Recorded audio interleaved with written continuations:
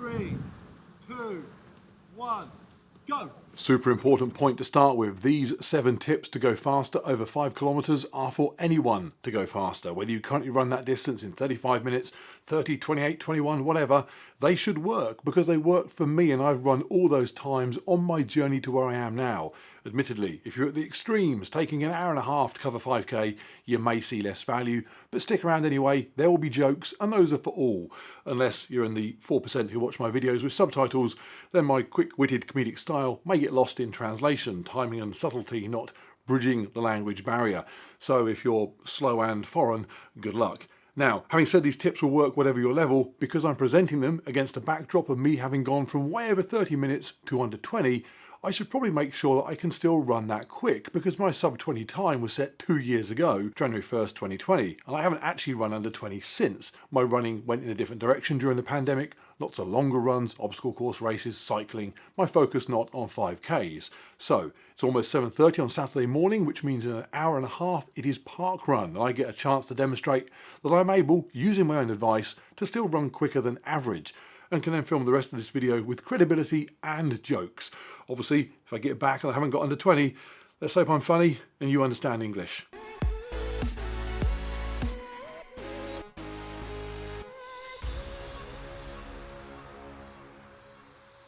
Nailed it. Not only under 20 minutes, a personal best as well. 19 minutes, 13 seconds. Even had time to cut my hair. If that sounds ridiculously quick because you're running 10 or 15 minutes slower, don't worry, I have been there. If it sounds ridiculously slow because you're running a 14-minute 5k, then I challenge you, my lightweight little friend, to an arm wrestle.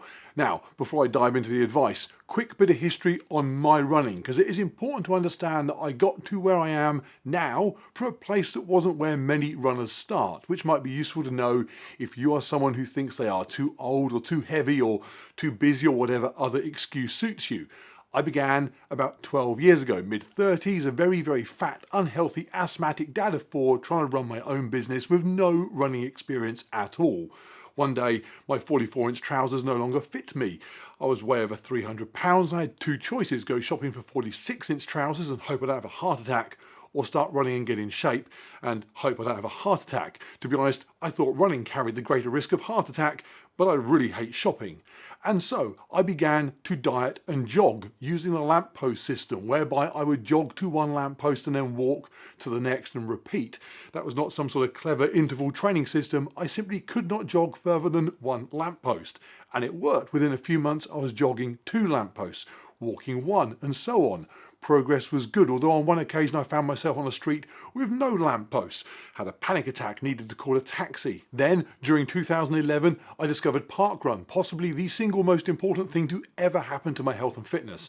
Now, many of you will know what parkrun is, but I do occasionally get messages from people saying, are you just running around the park? Sounds stupid. In Phoenix, Arizona, we just call that running around the park. So, in case you are in part of the world with no parkrun, it is a free, weekly, well-organised 5k held in a park. You just turn up and run with lots of others. 340 this morning at mine, and I have 5 within 10 minutes drive of me. Suck on that, Phoenix. Afterwards, you get an email with your time and your place, and you can log on the website and see your results at every parkrun you've ever done, wherever you have done them, and build up a history of times. And I should add, while this video should help anyone running any 5k, a lot of it is geared towards doing so at a parkrun in that group environment. So in 2011, I got hooked, but was determined not to record a time until I was under 30 minutes, which was stupid. There were over 100 people slower than that at mine today, every one of them doing massively more than the average person, probably still in bed at that time. I should have been logging those times to set myself a target, but I had this fixation on a half hour and stubbornly stuck to it. So I spent a large part of that year staggering around, getting within a few hundred meters of the finish line, looking at my watch, realizing I was still slower than I wanted to be, and simply veering off the course into the bushes and creeping back to the car to cry and eat donuts. But by the end of 2011, 2 years after starting out lamppost to lamppost, 3 days after my 38th birthday, I did indeed run my first parkrun nicely inside 30 minutes. And so for the last 10 years, I have slowly progressed from there to now being able to run under 20 minutes. I have never followed a proper program for running. I have never had a trainer. I do not run anywhere near as much as many online guides to running say that I should do. I simply get out and go jogging on a reasonably regular basis and stick to the 7 things I'm about to go through. Oh, and I also take time off from running, sometimes a lot, and I still eat donuts, sometimes a lot, and occasionally those things combine. In fact, the picture for the thumbnail for this video is not actually from when I started this journey way back. There are no shirtless photos existing from then because of fat shaming. I used to look at photos of me, think that's a shame, and then threw them in the bin. That picture is actually from 2018 during a relapse. Bizarrely, I'm actually in excellent shape there compared to how I was in the beginning. So I am in most respects still pretty normal, suffering normal person ups and downs. I am not, clearly, somebody blessed with great 5k running genetics either. There are no 6'6" 5k world record holders. So I hope my shortcomings make me relatable to many who may feel they aren't natural runners for whatever reason either. And lastly, I'm not a coach or a doctor or an expert. I'm just someone who has okay results, no injuries, doing what seems to work. So follow me at your own risk. Warm up.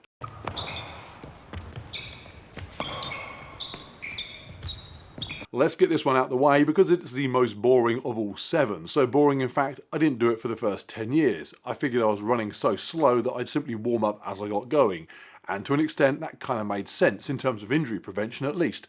Most people are not pushing their bodies hard on a 5k. They're not going through a range of motion massively outside the norm. The chance of doing yourself damage is evidently quite remote. Go to any park run, in fact, a 10k, half marathon, marathon even, and the vast majority of people are stood around chatting beforehand, and yet those events do not finish with bodies littering the course. But as I got quicker, I did become more aware of doing some mobility work before I set off. So I'd do some ankle rotations, get my shoulders moving around, and that would stop any stiffness setting in during the run. I was getting a shoulder pain after 10 minutes of jogging until I began that routine. I would also do some lunges and some squats, so that when I was putting in a sprint finish towards the end, that would not be the first time that day that my hamstrings had been stretched past normal. But I certainly never got my body literally warmed up. I was aware of those that did. When I'd stand with 99% of other park runners listening to the pre-run briefing, I'd see these 1% weirdos running up and down, and I'd think, tiring themselves out before they begin. And I'd go back to listening to how we should all clap for Robert because it's his 50th park run and last week he got a new 22-minute PB. And I'd clap begrudgingly thinking, okay, he's a bit faster than me, but he's probably some skinny kid. And then they'd say, double round of applause because tomorrow it's his 85th birthday. And I'd be like, F you, Bob.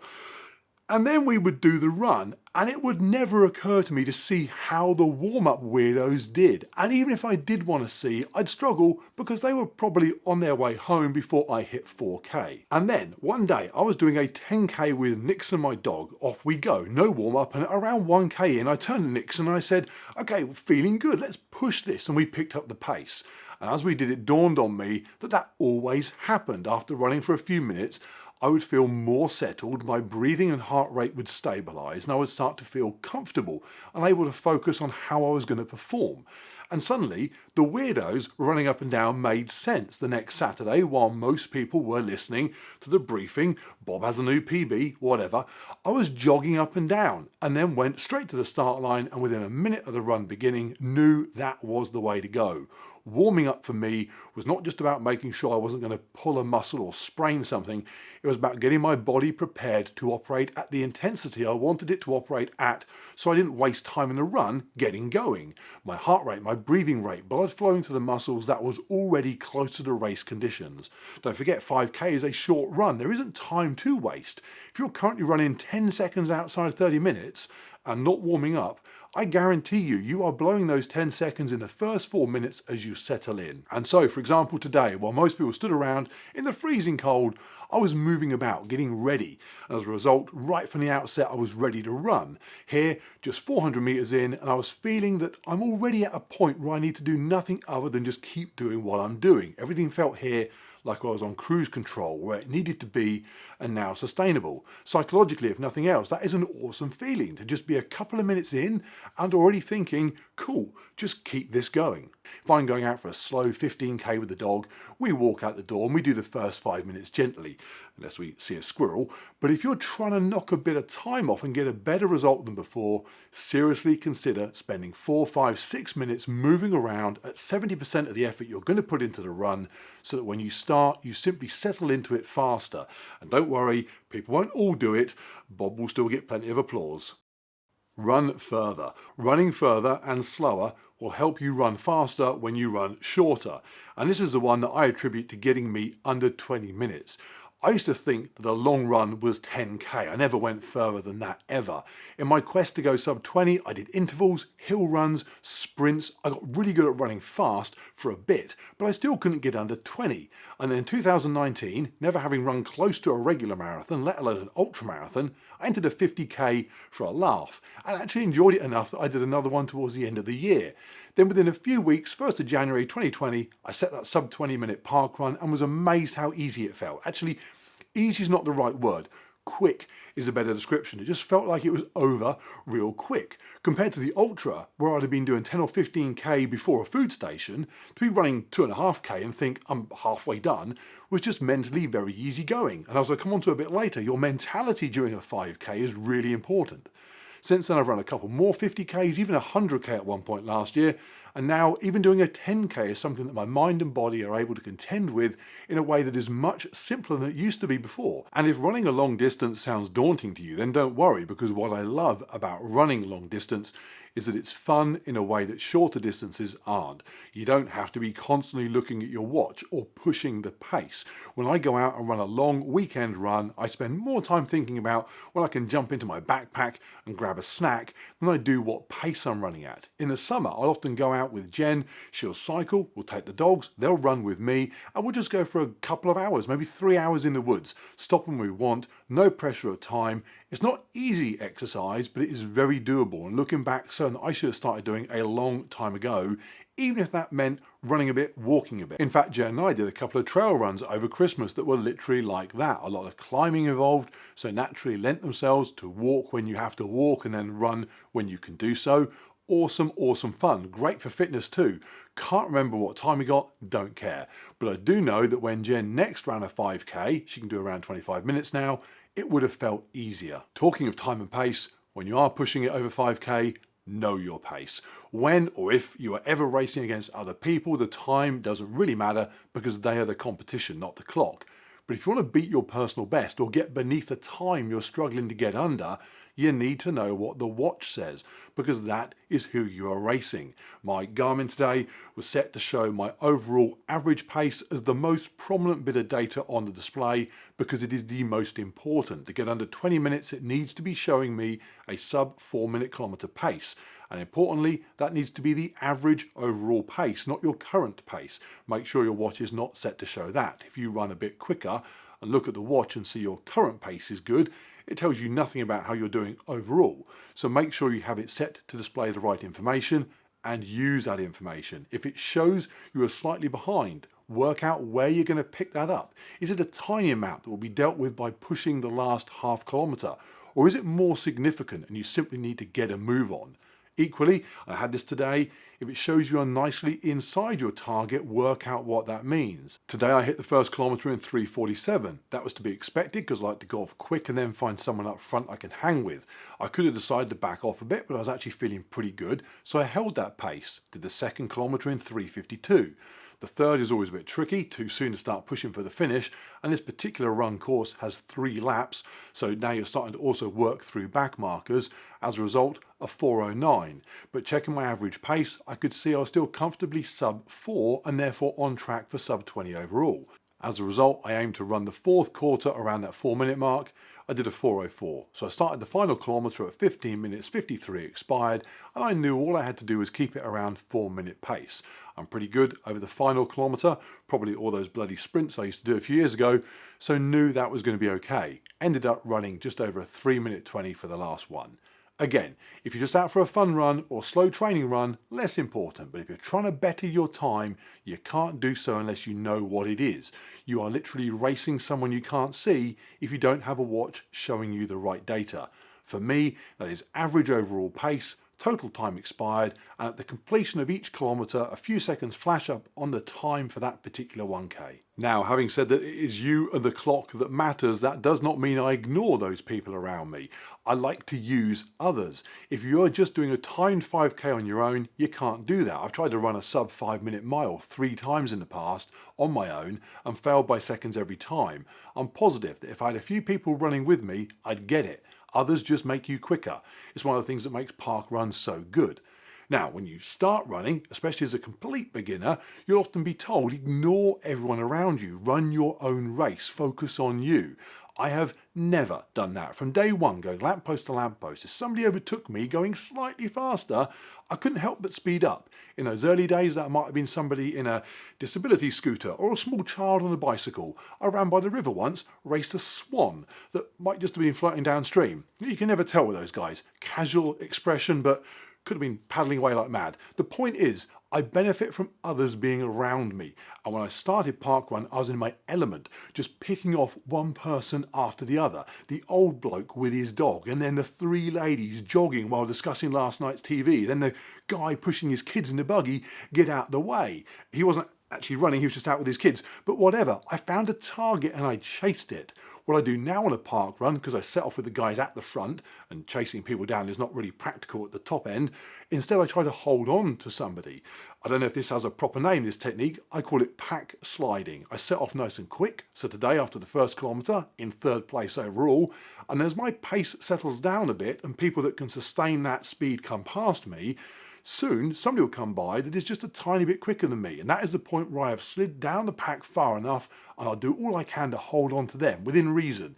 If their pace is causing me to go beyond the point where I feel that I can comfortably sustain it, then that becomes a negative. Today, this guy helped me massively. Here he is at 2k, I'm in 10th place here and he's closing on me, and by 3k he's ahead, but I kept him in sight the whole time. I made sure I reeled him back in. Towards the end, I thought I might even catch him. I was asking a bit too much though, but I only finished a couple of seconds behind him. Having him there, that last 2k was exactly what I needed. And interestingly, as we crossed the line, he said he'd felt me there and that I'd pushed him on too. Interestingly, the best example of this is that first sub 20 I ever ran. From the very start there, I was a few feet behind this young kid, maybe 14 years old, and I just made sure I stayed right there the whole time, even though he was shifting. After I crossed the line in 1938, I went and found him, dripping in sweat, gasping for breath. I shook his hand. I said, fair play, kid. I just did nothing out there but sit right behind you, focused on you, did not take my eyes off you the entire time. Then his parents went and whisked him away. Don't be too heavy, which might sound a bit rich from somebody way over 200 pounds who started way over 300 pounds, but because of that I can tell you weight matters. Now, while I'm the first to say that heavy people can clearly run, as I did, there is no question that lugging excess weight around that is not contributing to the challenge will diminish your performance. Now, that's a little bit of extra upper body size that you like because it looks better on the beach. Cool. For the ladies not scared to pick up a dumbbell and love not having malnourished looking shoulders and arms, brilliant. But if it's excess fat that serves no useful purpose, consider getting rid of it. I know there's a fit at any size movement going on, hashtag fat and healthy, but the reality is that physics doesn't care if you're body positive or bravely posting your belly on Instagram. Physics will make you slower than you otherwise could be. Bottom line, if you don't care, cool, be as fat as you like. But if you are after a PB, don't think it won't matter. Last summer, I did quite a bit of training in a 10 kilo vest, a fraction of the weight I used to carry in fat, and it crashed my times. It hurt my knees, it put my heart rate way above threshold. Weight matters. So if you have some, just ask yourself, do you need it, do you want it? Maybe you do, but if its only purpose is so friends can say, oh, you're so confident about your size, remember, obesity should not be mocked or shamed, but enjoying it and labelling it confident makes as much sense as confidently smoking a cigarette. Food and water, and I only include this one because I get asked an awful lot what do I eat and drink before a run, and for a 5k that's easy, not very much. If your body can't do half hour of exercise without needing to have a meal in a few hours beforehand, something is odd. For a park run at 9 AM, I'll have a regular meal the night before, and that will provide me with all the energy I need. In fact, last night even more so, because I also ate, much to her extreme annoyance, Jen's entire box of chocolate fingers. Now, overnight, your glycogen stores in the liver are going to get depleted to fuel your sleeping body, primarily your brain, but glycogen stores in the muscles will still be there in the morning, unless you've had an incredibly active time in bed. I didn't, possibly because she was really annoyed about those chocolate fingers. So I woke up, drank a couple of glasses of water during the morning, and then ran on an empty stomach, feeling light and bouncy. You are not going to deplete your muscle glycogen stores in a 20 or 30 minute run. In fact, one of the reasons people sometimes discredit fasted morning cardio as a means of enhanced fat burning for weight loss is because unless that cardio session extends beyond the hour, your body will not need to turn to fat burning for energy. The muscles will simply have ample. Now, some people will tell me they can't do not eating because they feel ill and then they have to eat. Well, then eat. But don't think that breakfast 1 hour before does anything other than really just put food in your stomach that then needs a lot of blood flow to digest, just as you're about to want that blood flow for exercising. 3 hours beforehand, that makes more sense. I do that for longer runs and bike rides, but for 5k, unless you're getting lightheaded because your blood sugar's crashing, which it shouldn't if you ate the night before, you can deal with eating after you've run. I used to feel like I needed food, but often it's just what your body has come to expect. I then spent a long time doing 16/8 fasting where I'd not eat until 2 p.m. I do it less nowadays, although still a couple of times a week. And one of the benefits of that is that my body doesn't feel like it's falling apart at 8 a.m. if I've not had some Cocoa Pops. I've just gotten used to it. So I often wake up wanting food, but never needing it. So unless I have some training that's lasting an hour or more that morning, I don't worry about eating beforehand. And as I said, a couple of glasses of water when it's this cold is ample. If it's a real hot day in the summer, I'll sip some water until the start of the run, but I never carry it for 5k. If you're hydrated properly, you will not die, in the UK anyway, from heat exposure over a short 5k run at 9 o'clock in the morning. And the final one, and maybe the main one, 5k is a race that you run with your feet and your head. It is tough to go hard for 20, 25, 30 minutes where you need to push all the way. There is no time for a breather. There's no easy bit. It is constant focus, and that is up here. You got to want it, and within reason, expect it. Here's a perfect example. Christmas 2019, Jen and I ran the Christmas Day park run special with the dogs. Jen wanted to start at the back because she didn't want to be in people's way. We were looking for her first sub 30 and I said that is not far off average time here. We should really be in the middle. She didn't listen and we spent ages trying to get past people, and then when we finally did, she had zero belief she could go sub 30 anyway, so never picked up the pace when we had the chance. Result, ran a 30 minutes 51. I was so annoyed and therefore acted in such a childishly bad mood that it almost ruined Christmas. I had an awful lot of making up to do. But after calming down and explaining that a sub 31 minute time after wading past 100 slower people dressed as Santa meant she clearly could have run sub 30, she bought into the idea. We went back on the 28th, a couple of days later, regular Saturday slot, and she ran a 27.46, her first time under 30, and she goes way under. She knew what she wanted and she went out expecting it. I spent years thinking that under 20 minutes was just out of reach for me, and in fact it might have remained so if it weren't for my mindset. The reason I finally got it on New Year's Day 2020, aside from following that little kid around, and I've told this story before, was because Jen and I had a fancy night in London planned for New Year's. Crazy expensive hotel, tickets to a club booked, all planned out. In fact, if you're wondering how I got Jen to run on the 28th of December after I acted like a child on Christmas Day, crazy expensive hotel. Anyway, we check in, and just before we're due to go out for the night, the kids called to say that Nixon was ill. So we drove back. Dog wasn't even that ill. New Year's Day morning, I wake up at home, still furious that the dog was not at death's door like we were told. I went to the New Year's Day park run to try and salvage something from the whole experience. I turned up in a bad mood, angry at everything, including my weak expectations and not being able to go under 20 minutes. Who the hell am I to tell me how fast I can't run? I thought, I'll show me. So I stood at the very front at the start of the race, first time I've ever done that, and I just ran hard the whole way, sub 20, all up here. Useful? I hope so. I talk to so many people that say they want to go a bit quicker on their Saturday morning run, but they don't think they can, or they don't know how, or they're doing things that are just contrary to that objective. Hopefully, if you're anything like them, then these tips, or some of them, might nudge you forward just that little bit. And don't forget the most important thing. anyone running 5k in any time is crushing it. The average Joe can't run a bath. So this is not about getting your performance respectable, it's about taking something amazing you're already doing and then making that even more so. Got any feedback, got any questions, please, as always, stick them down below. If you are suitably entertained, then please give it a like and subscribe if you haven't already done so. And if you got this far with subtitles, merci beaucoup, muchas gracias, and I don't know anymore.